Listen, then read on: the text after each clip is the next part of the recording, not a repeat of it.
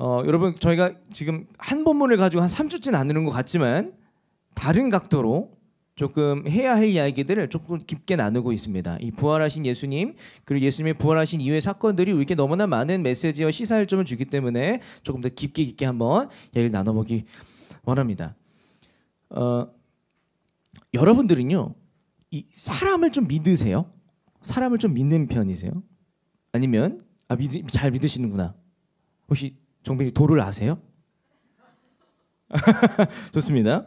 혹은 여러분들 지금 옆에 있는 사람을 속으로만 고개를 끄덕이거나 흔들리시면 모두가 상처받으니까 속으로만 지금 옆에 있는 사람을 믿으세요?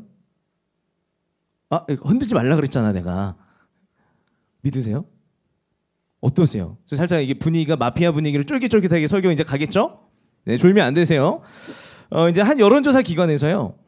당신은 일반적으로 이 사람들을 어느 정도 믿을 수 있으십니까? 라는 질문을 좀 나눠봤대요.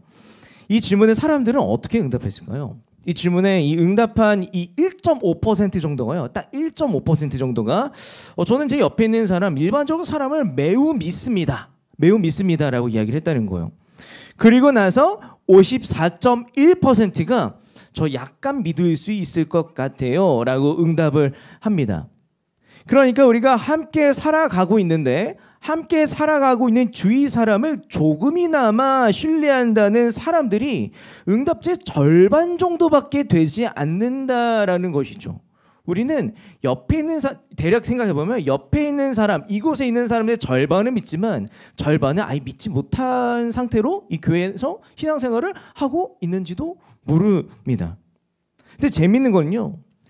약 10년 전에도 똑같은 질문을 던집니다. 똑같은 질문으로 10년 전 조사에는 이제 당시 10년 전에도 당신은 지금 옆에 있는 사람을 좀 믿으세요? 라는 질문에 어떤 응답이 나왔냐면 매우 믿을 수 있습니다가 6.2% 나왔대요. 그리고 약간 믿을 수 있습니다가 67.4%가 나왔다라는 거예요. 그러니까 10년 전에는 73.6%가요. 저는 옆에 있는 사람 믿을 수 있겠어요라고 대답했어요. 여러분 10년 만에 수치가 어떻게 됐죠? 20%가 급락했다라는 거예요. 10년 전에 우리는 10사람에 7명 정도는 좀 믿을 수 있을 것 같아요. 였는데 10년 만에 우리는 내가 절반 정도 조금 믿을만 합니다. 라고 응답한 것이 오늘날 우리가 옆 사람을 향한 이 신뢰도, 옆 사람을 믿을 수 있는가 없는가에 대한 응답이라는 것이죠. 그러니까 오늘 우리는 점점 서로를 믿기 어려운 시대를 살고 있습니다. 그리고 오늘 우리는 쉽사리 옆에 있는 사람들에게 내 마음을 열까 말까 걱정하고 있는 시대를 살고 있는지도 모른다는 거예요. 우리는 믿을 사람 참 없는 시대를 살고 있어요. 우리는 참으로 믿음이 없습니다. 그리고 오늘을 살아가는 우리는요, 어쩌면 믿음보다도요, 의심과 경계가 더욱더 익숙한 사람들인지도 모른다는 거예요.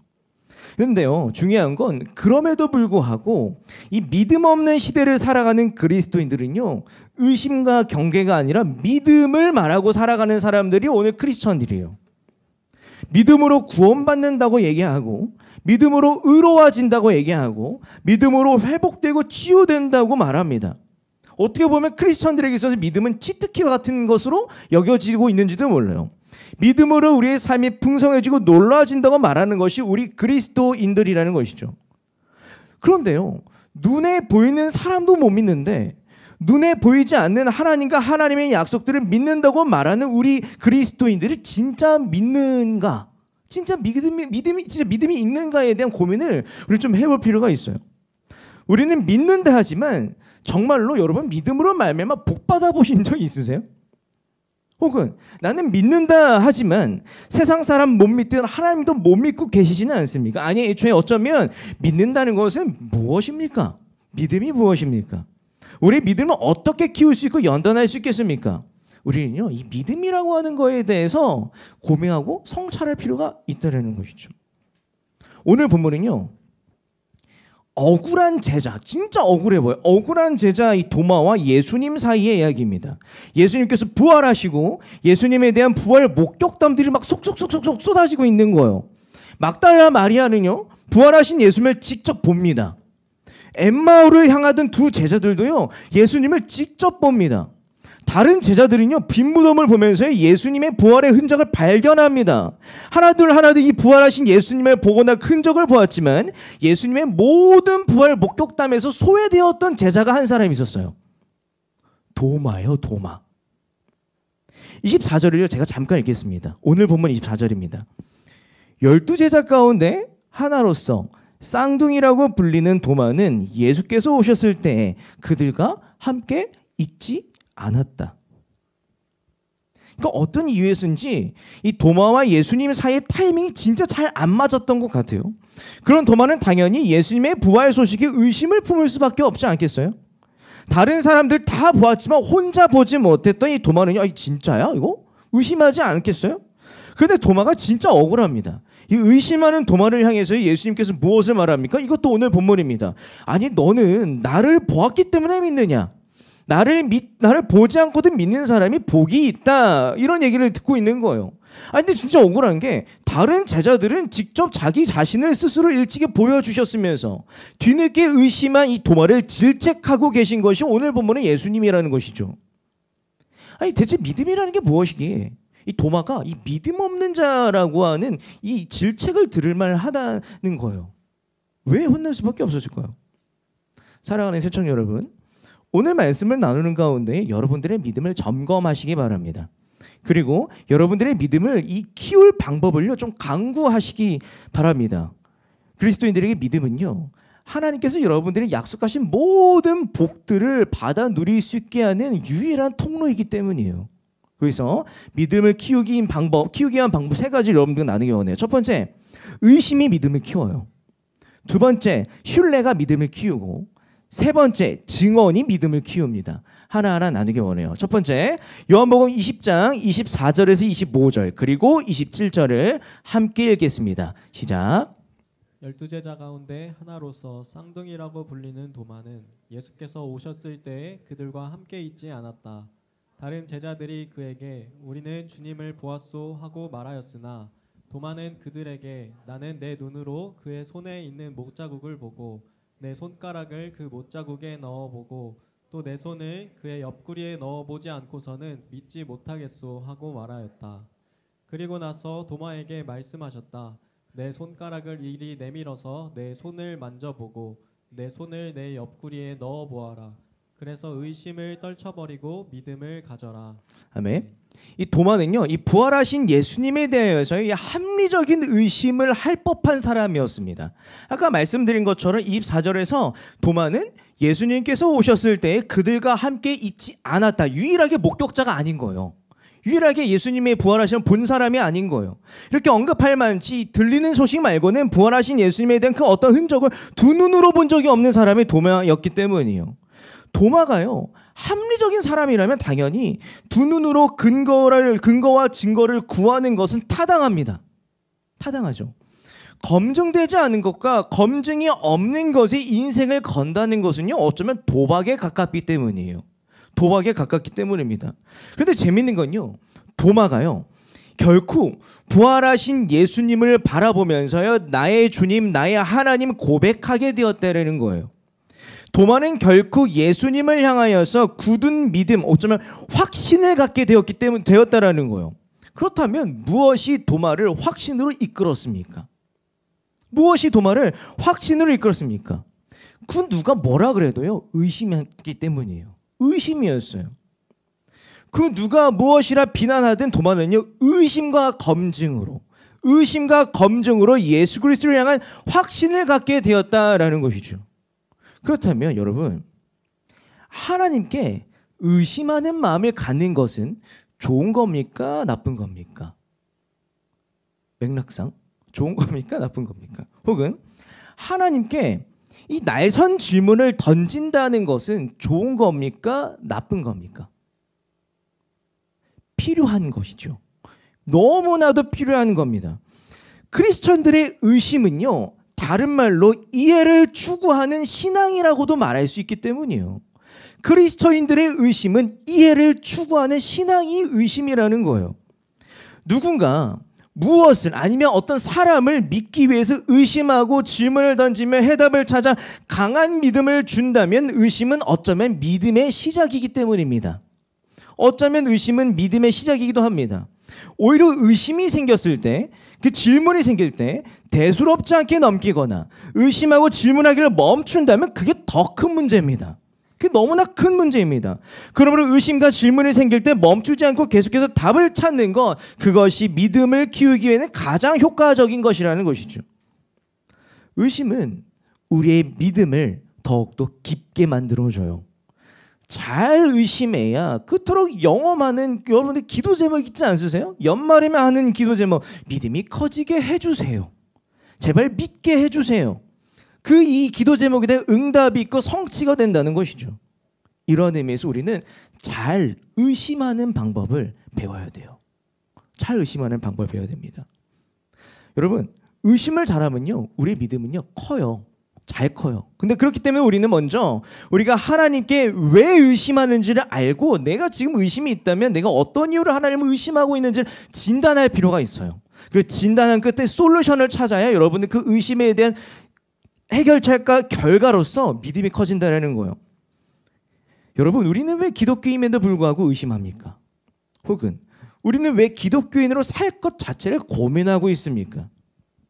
이 오스키니스라고 하는 신학자이자 이 변증가는요, 우리가 하나님을 향하여서 의심을 하고 질문하게 되는 이 계기와 유형들을 싹 정리를 해보았대요.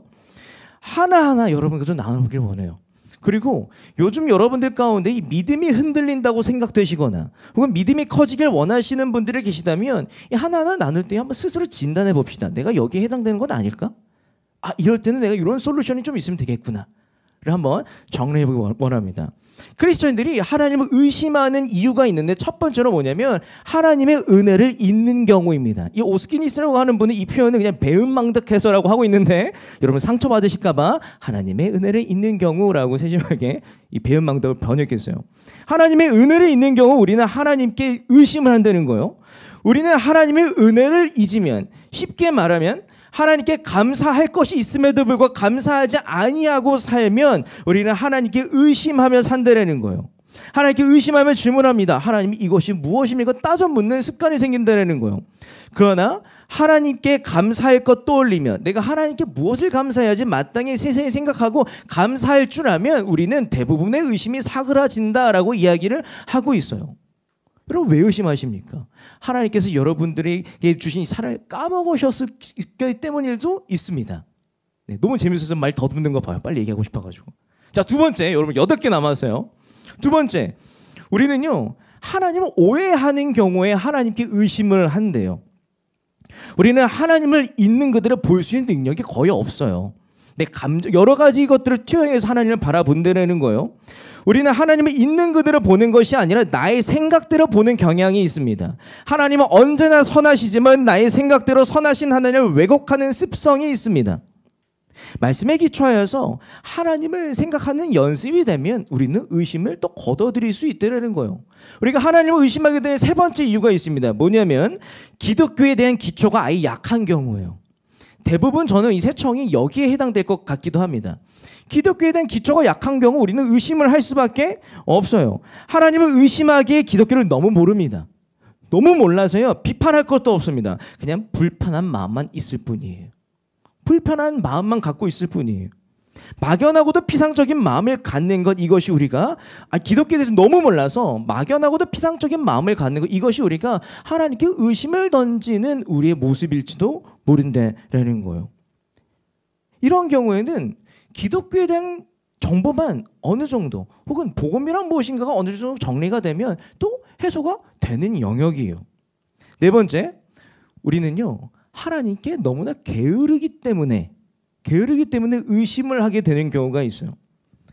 하나님을 믿는다면요 하나님의 말씀대로 사는 것 혹은 섬기며 사는 것이 따라와야 되는데, 혹은 이 말씀대로 배운 것 혹은 제자반에서 배운 것 혹은 여기 뭐 이게 삶나는 가운데 나 이거 적용하며 살아볼래, 나 이거 실천하며 살아볼래 결단했던 것, 이거 하기 버거우니 핑계거리를 찾는 거예요. 다른 길을 찾아보는 거예요. 그러다 보니까 이 내가 배운 것과 세상 속의 사회의 괴리 가운데 내가 선택할 수 있는 것 중에 하나가 의심이라는 거예요.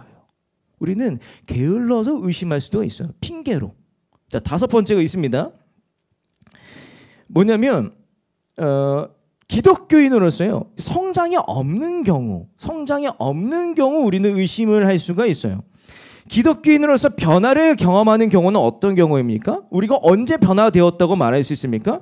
내가 성장할 때 우리는 변화되었다고 여기지 않습니까? 내가 신앙생활을 할수록 성장하는 경험이 없으니 변화도 없는 이 기독교, 이거 진짜 맞아? 라고 의구심을 품을 수밖에 없다라는 거예요. 기독교인이 된다는 건요, 예수 닮은 자로 성장하기를 추구하는 것입니다. 6번째, 하나님을 나의 감정에 따라 보는 경우예요. 내가 기쁠 때는 하나님 믿을만 해요. 근데 내가 나쁠 때는 하나님 못 믿을 뿐이세요. 요게 우리가 하나님을 의심하는 유형이라는 거예요. 내가 기분이 안 좋을 때 하나님과 관계가 나빠서 질문을 파고들고 하나님에 대한 믿음이 떨어집니다. 하나님을 향한 믿음으로부터 나의 감정을 좀 벗어나서 하나님을 보아드릴 필요가 있어요. 그 우리의 의심은 걷어집니다. 7번째, 하나님을요, 나의 문제보다 작게 여길 때예요. 나의 문제가 하나님보다 크게 여겨지다 보니까 오히려 나의 문제가 신이 되어버리고 하나님이 문제가 되어버리는 경우예요. 다시 한번 말씀드려볼까요? 나의 문제가 하나님보다 더 크다 보니까 나의 문제가 신이 되어버리고 하나님은 문제가 되어버린 경우예요. 그때는 우리가 당연히 하나님께 의심을 가질 수밖에 없지 않겠어요? 8번째, 제일 나은 경우인 것 같아요. 뭐냐면 하나님께 진실하게 궁금한 것이 많을 때예요. 이건요, 저나 리더들이나 대화를 하면서 풀어가면 되는 거예요. 9번째, 마지막이에요. 하나님의 타이밍을 기다리지 못하고 조급할 때 우리는 의심합니다. 하나님의 타이밍을 기다리지 못하고 조급할 때 우리는 하나님께 질문을 던집니다. 이 신앙생활을 하다 보면요, 남들과 비교하면서 혹은 성경의 인물들과 비교하면서 혹은 간증들과 비교하면서 조급함을 느끼시는 분들이 계세요.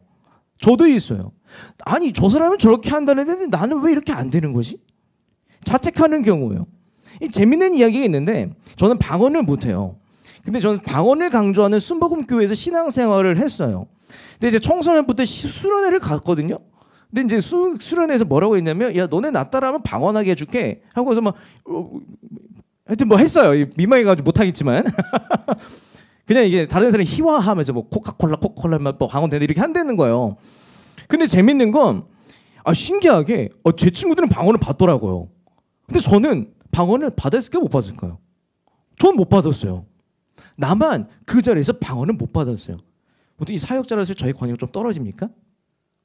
아니라는 거예요. 그때 저는 그냥 그 어린 마음이 뭐냐면 하나님 나 버리셨나? 이런 생각을 그냥 은연중에 스치듯이 하고 까먹었어요. 그렇다라는 거예요.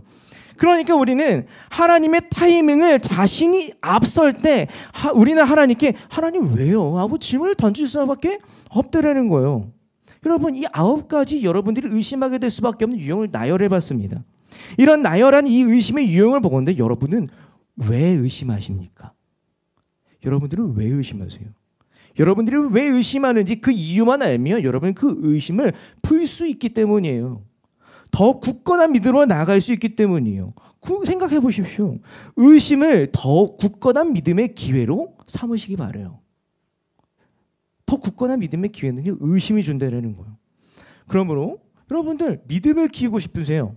그러면 하나님께 질문을 갖는 세척이 되시길 바랍니다. 사람과의 관계에 있어서도 질문이 있어야 그 관계가 쌓여갑니다. 그 관계가 쌓여갑니다.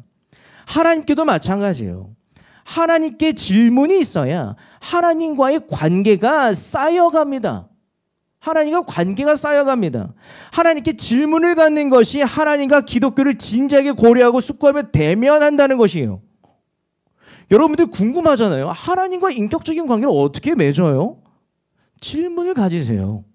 질문을 가져야 관계가 쌓여가기 때문이요. 그러므로 의심과 질문이 생길 때 절대 멈추지 마시기 바랍니다. 계속해서 해답을 찾아가면서 여러분들의 믿음에 대해 깊이를 더하십시오. 예수님은 질문에 몸으로 보여주셨어요. 하나님은 질문을 단 한 번도 피하여 보신 적이 없으세요. 마음껏 질문하시기 바랍니다. 근데 제가 이렇게 마음껏 질문하라고 이야기하면 이 도마의 얘기가 조금 이상하죠. 계속해서 말씀을 나누기 원해요. 요한복음 20장 28절에서 29절 말씀을 함께 읽겠습니다. 시작. 도마가 예수께 대답하기를 나의 주님 나의 하나님 하니 예수께서 도마에게 말씀하셨다. 너는 나를 보았기 때문에 믿느냐? 나를 보지 않고도 믿는 사람은 복이 있다. 아멘. 이게 도마가 혼나는 거예요. 질문하는 도마는요, 결국에는 예수님의 이 뚫린 손과 뚫린 옆구리를 봅니다. 그리고 이 보고 나서야 예수님께서 부활하셨다는 기쁜 소식을 믿는 거예요. 굳게 믿게 된 거예요. 질문에 답을 얻고 나서야 도마는 고백하게 되는 거예요. 예수님, 당신이 나의 주인이시고 당신이 진짜 하나님이시군요. 그런데 예수님께서 내심 좀 섭섭한 마음이 있으셨나 봐요. 좀 섭섭하셨던 것 같아요. 그래서 이렇게 얘기를 하는 거예요. 야, 너는 나를 봤기 때문에 믿냐? 너는 내 말을 봐야만 믿냐? 그런데 사실은 이 말을 듣는 도마도, 이 도마도요. 도마도 이상하네. 도마, 얼써 도마. 도마 또한 진짜 억울할 일이에요. 왜 억울하냐면 아까서 말씀드린 것처럼 다른 제자들은 대부분 보고 믿었거든요. 이 막달라 마리아는요, 부활하신 예수님 직접 보고 믿었고, 엠마오를 향하던 두 제자들도 예수님과 식사까지 했던 사람들이고, 그리고 다른 제자들도 빈모듬을 보면서 야, 예수님 비 오는 거 부활하셨나 보다 생각했던 사람들이에요. 그러니까 도마는 좀 속으로 생각하지 않았겠어요? 아니, 예수님은 왜 나한테만 이렇게 엄격한 건데 생각하지 않았겠어요? 우리는 예수님께서 하신 너는 나를 보았기 때문에 믿느냐? 나를 보지 않고도 믿는 사람은 복이 있다는 이 말씀을 어떻게 받아들여야 합니까? 우리도 오늘을 살아가는 우리도 이 시대의 도마이기 때문에 생각할 필요가 있어요. 여러분들도요, 이 시대의 도마이기 때문에 고민해야 되는 사람들이에요. 여기에 여러분 예수님 믿으시잖아요. 예수님 직접 이 손과 이 뚫린 옆구리를 보고 예수님 믿은 사람 계세요? 계시면 이상한 거예요. 없대라는 거예요. 여러분들도 이 시대의 도마입니다. 어쩌면 오늘 본문 속 도마는요, 오늘의 우리 대신에 총대를 메고 예수님께 섭섭한 마음을 듣고 도전받고 있는지도 몰라요. 이것이 오늘 본문 속 도마의 역할인지도 몰라요. 우리 대신 총대를 메고 의심해주는 사람. 도마의 역할이라는 거죠. 이 예수님의 너는 나를 보았기 때문에 믿느냐, 나를 보지 않고도 믿는 사람은 복이 있다는 이 우리를 조금은 섭섭하게 만드는 이 말씀을요, 깊이 누리기 위해서 우리가 좀 살펴봐야 하는 말씀이 있어요. 소위 이 믿음장이라고 하는 히브리서 11장 말씀이에요. 믿음장이라고 하는 히브리서 11장 말씀인데, 히브리서 11장은요 우리에게 믿음이란 이런 것입니다 라고 딱 정의를 내려줘요. 정의를 내려주는데 믿음의 정의를 한번 함께 읽겠습니다. 시작. 믿음이 없이는 하나님을 기쁘게 해드릴 수 없습니다. 하나님께 나아가는 사람은 하나님이 계시다는 것과 하나님은 자기를 찾는 사람들에게 상을 주시는 분이시라는 것을 믿어야 합니다. 아멘. 이 믿음의 정의를 내려주는데 우리가 이 믿음을 오해한다는 거예요. 믿음을 경험치나 기를 모은다거나 어떤 기분이 충만한 걸 믿음을 착각하는데, 믿음은 내용이 있어야 믿음입니다. 내용이 있어야 믿음입니다. 믿을 대상이 있어야 믿음입니다. 믿음은 상당히 관계적인 거라는 거예요. 관계를 빼고는 믿음을 생각할 수 없는데, 그렇다면 히브리서 11장 6절이 말하는 믿음이란 무엇입니까? 하나님이 살아계신데 그 하나님이 나에게 상을 주시는 선한 분이라는 것을 믿는 것이 믿음이라고 얘기하고 있어요. 조금 더 얘기하면 믿음은요, 살아계신 하나님은 선하신 하나님이다. 살아계신 하나님은 선하신 하나님이다. 이런 내용을 믿는 것이 믿음이라고 히브리서 11장 6절을 우리에게 설명해주고 있어요. 근데 재밌는 건 뭐냐면 히브리서 11장 뭘 얘기하냐면 히브리서 11장 6절에서 믿음은 선하신 하나님 믿는 것입니다 라고 얘기하고 나서 7절부터 PPT 띄워주세요. 자, 7절부터는 그러면 이 믿음대로 살았던 사람들이 있는데 누가 선하신 하나님을 향한 믿음을 가지고 살았는지를 내가 한 명 한 명 콕콕 집어서 설명해 줄게 라고 7절부터 쭉 이 믿음의 선배들의 계보를 설명하고 있어요. 히브리서 기자는요, 믿음으로 살았던 사람들의 간증을 대신 해주고 있는 거예요. 자, 한번 읽어보세요. 뭐 어떤 내용이냐면 믿음으로, 믿음은 이런 것입니다. 그 믿음으로 살았던 사람들이 이렇게 있는데, 믿음으로 아벨은 이렇게 살았습니다. 믿음으로 에녹은 이렇게 살았습니다. 믿음으로 노아는 이렇게 살았고요. 믿음으로 아브라함과 사라와 이삭과 야곱과 요셉은, 혹은 믿음으로 모세는, 믿음으로 라합은, 믿음으로 부활하신 예수를 믿는 여자들은, 믿음으로 부활하신 예수를 믿는 성도들은 이렇게 살았습니다 라고 어떻게 살았는지를 검증하고 보여주는 것이 히브리서 11장 믿음장의 내용이라는 거예요. 정리하면서요, 선하신 하나님을 믿는 그 믿음으로 살아갔던 사람들의 역사를 보여주고 있어요. 이것은 무엇을 말합니까?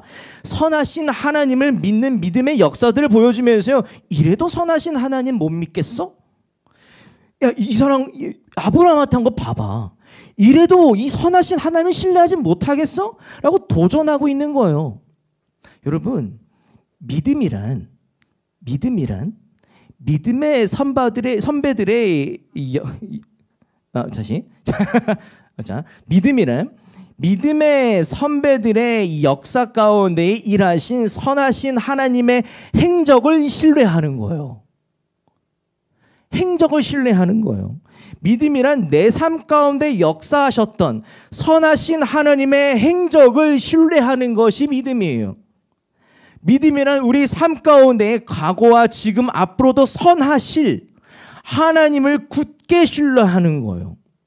그러니 믿음은요, 증거가 쌓이는 것이 아니라 관계가 쌓이는 것입니다. 믿음이 커간다는 것은 무엇입니까? 증거가 쌓여가는 것을 넘어서요, 관계가 쌓이고 너의 간증이 쌓이고 나의 간증이 쌓인다는 것을 얘기합니다. 이것이 믿음이 큰다라고 말할 수 있다는 거예요. 이렇게 보면 예수님께서요, 도마에게 이 섭섭한 마음을 담아서 야, 너는 봐야만 믿니? 라고 하실 법해요. 왜냐하면 도마는 이미 예수님과 동고동락하면서 예수님의 스토리를 이미 몸소 체화했던 사람이기 때문이에요. 예, 너는 봐야만 믿니라는 이 말을 묵상해보면 예수님이 이런 마음이 담겨있을 것 같아요. 아니 도마야, 너와 내가 동고동락하면서 쌓아온 관계가 있는데도 날 의심하니?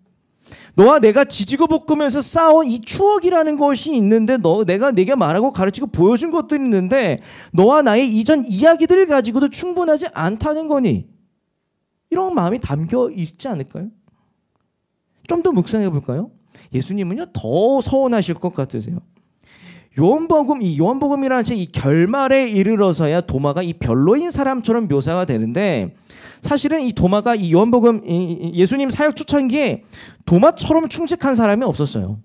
요한복음 11장 16절 말씀을 제가 읽기 원합니다. 도마가 어떤 사람이었는지에서 이야기하고 있어요.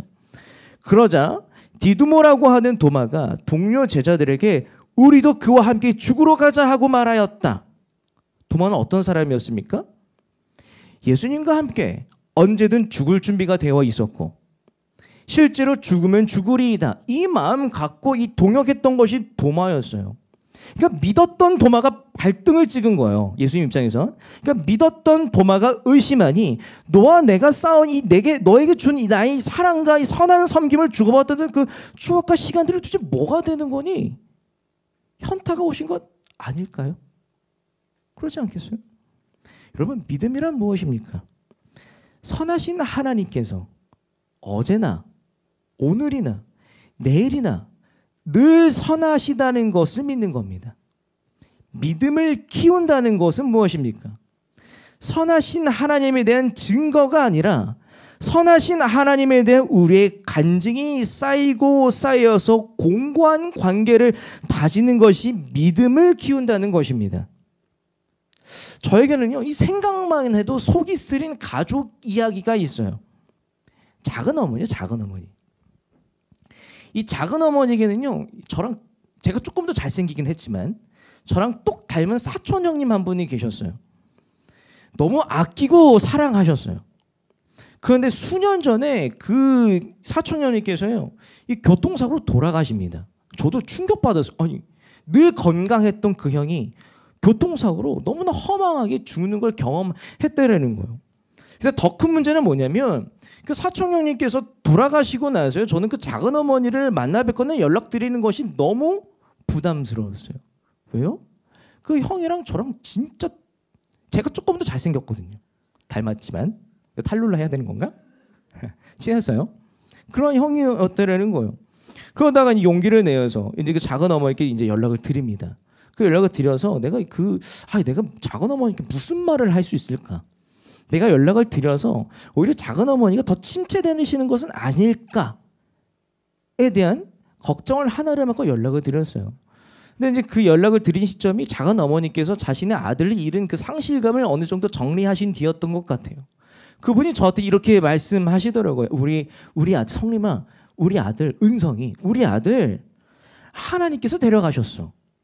우리 아들 땅에서도 열심히 이미 충분히 살았기 때문에 너무나 멋진 사람으로 살았기 때문에 하늘나라에서 할 일이 있다고 데려가셨어 라고 진짜 굳게 믿으면서 저에게 이렇게 말씀을 해주시더라고요.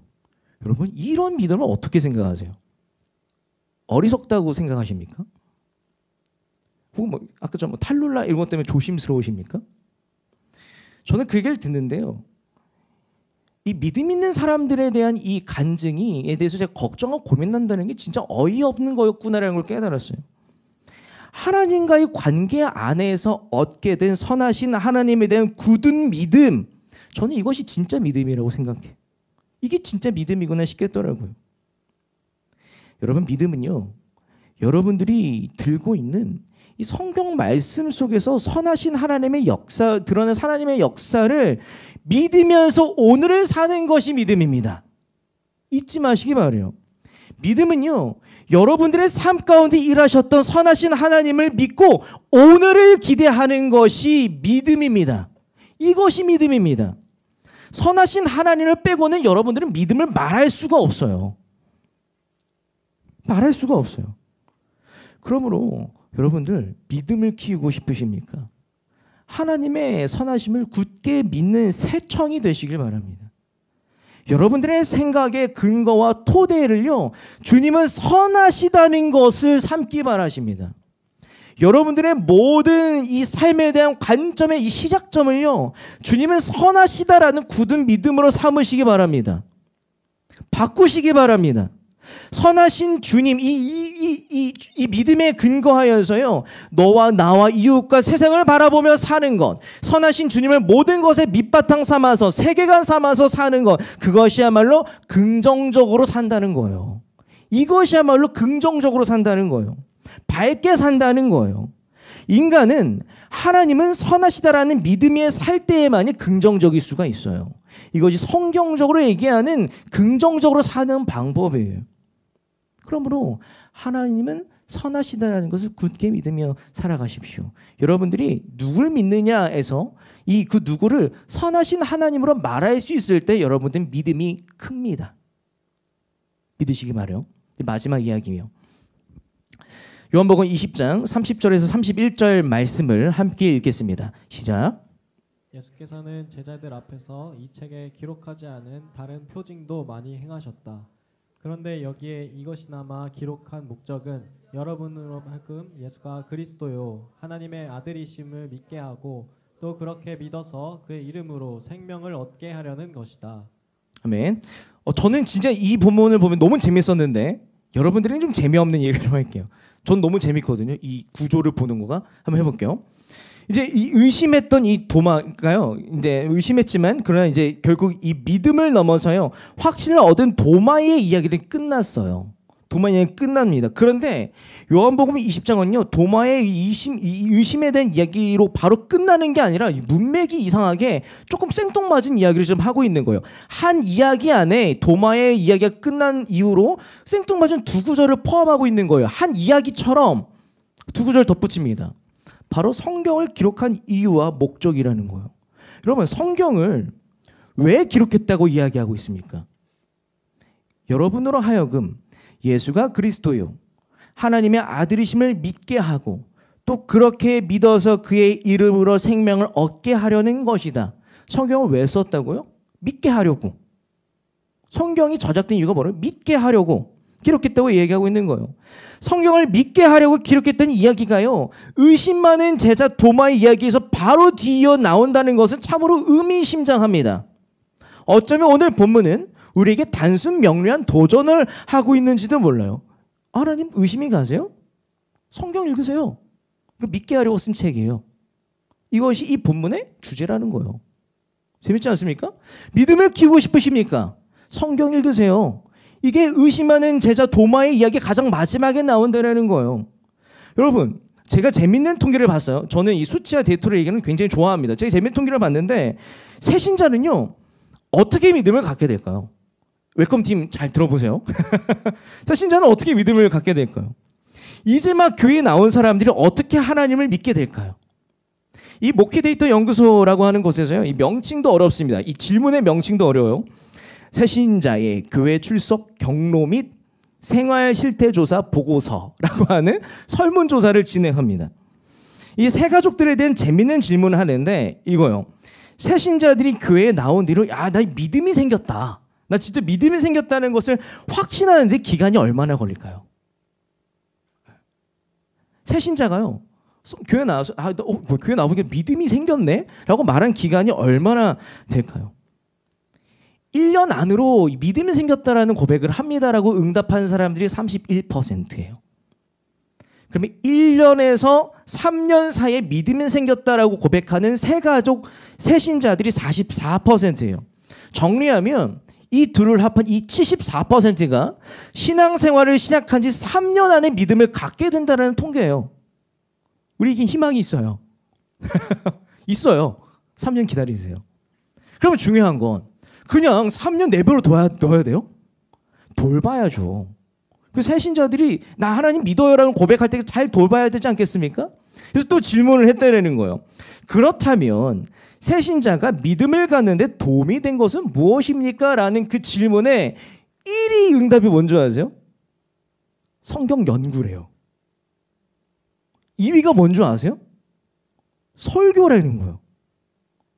1위와 2위와 합하면 뭐가 중점이에요? 성경이에요, 성경.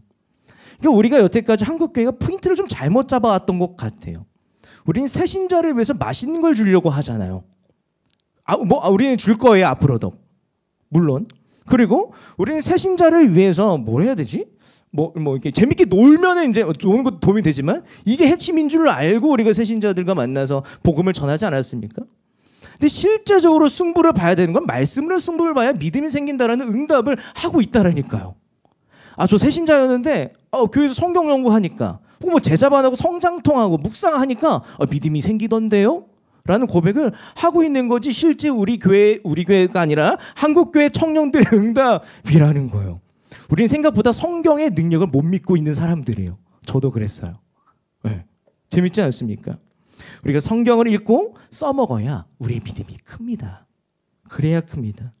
많은 분들이 믿음을 어떻게 키울 것인가 고민 중이신 줄로 압니다. 그러나 설문의 응답으로 보건대 믿음을 키우기에는요, 성경도 어렵다. 그러면 성경과 관련된 간증집이나 에세이집이나 시집이나 모든 것들을 수단과 방법을 가리지 않고 읽고 묵상하고 마음에 새기는 것만큼 효과적인 게 없다라는 거예요. 믿음을 키우는데. 우리는 그것을 이미 알고 있다라는 거예요. 그러므로 요한복음은 우리에게 이렇게 얘기하고 있습니다. 여러분, 성경 있잖아요. 성경의 기록 목적에 부합하게 좀 사용하세요. 성경의 기록 목적에 부합하게 사용하세요. 어떻게 해요? 믿음을 키우기 위해서 성경을 읽으세요.